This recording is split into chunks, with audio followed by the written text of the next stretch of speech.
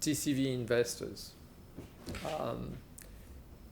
Strangely, to me at least, and to many people I'm sure, TCV investors are quite conservative and are always very well intentioned and have charter that prohibit bad investment in companies that don't do what is logical, what is fair, what is honest. So how can TCV get money from these good investors? I think fundamentally the issue is a lack of due diligence process. There is a process in every investment firm, but the process is being completely manipulated by TCV because they supply all the information. And obviously they supply a bunch of lies.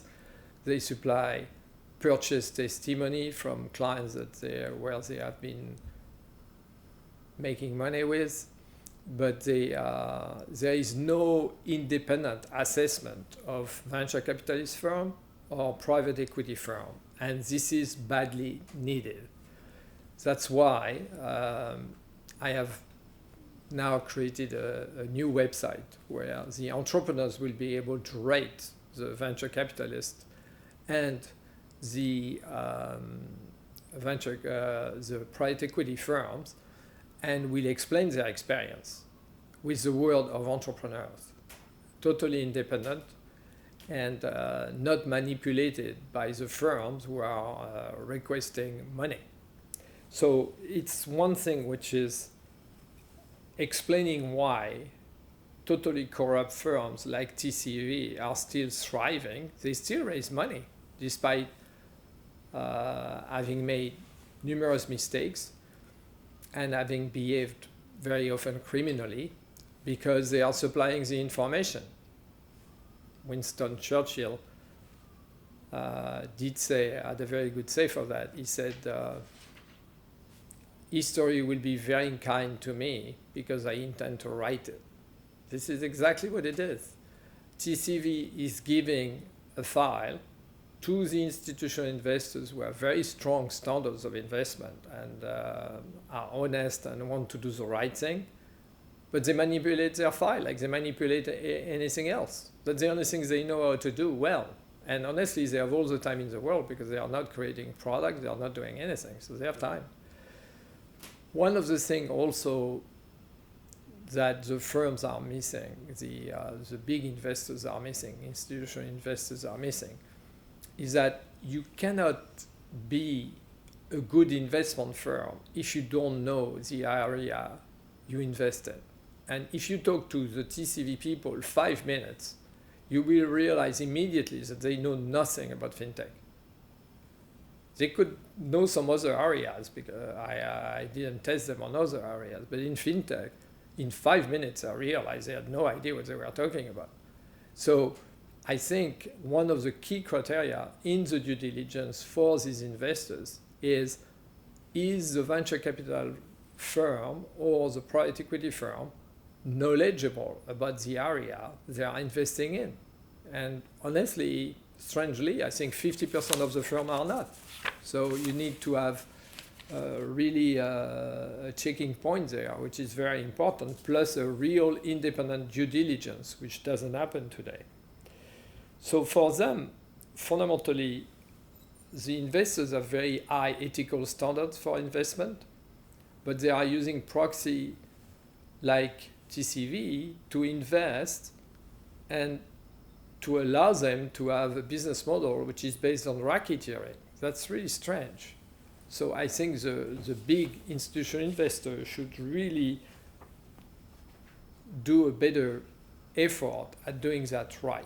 And it's not because a private equity firm talks the talk and says blockchain every 5 seconds that they know something about fintech. You have to go a little bit deeper and to see what they are really doing, because otherwise they don't master much. I mean, they don't really do anything. Another solution, which I have seen successfully done by a large number of institutional investors, instead of paying very expensive fees to venture capital firms who do more or less nothing except playing casino, and private equity firms that do nothing but playing casino, a lot of the institutional investors now are looking at investing directly. And I think if they do that, they will do a due diligence. They will face people who are professionals because they are in the play. They understand the economy. It's much cheaper, and the return will be much better. And given their ethical standards, I really think that the investment will work very well. I have known a few firms who've done that very successfully.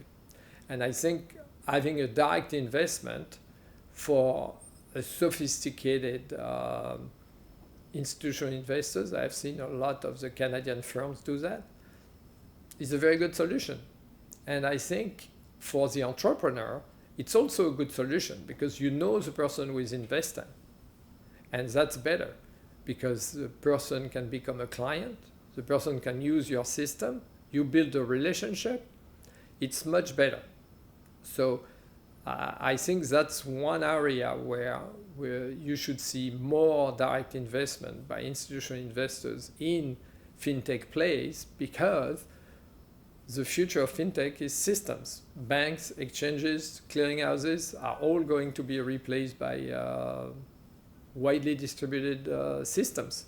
And so I think it's a unique chance for the institutional investor to own part of the market. So it's very interesting. So in terms of investors, and I'll come back when I talk about the entrepreneur, but if you take institutional money, to take it directly from the investor is better. And you should really be very careful the firm you work with if you are an institutional investor, because a lot of them don't bring value, but you pay very large fees. That's it. In the next segment, we are going to talk about the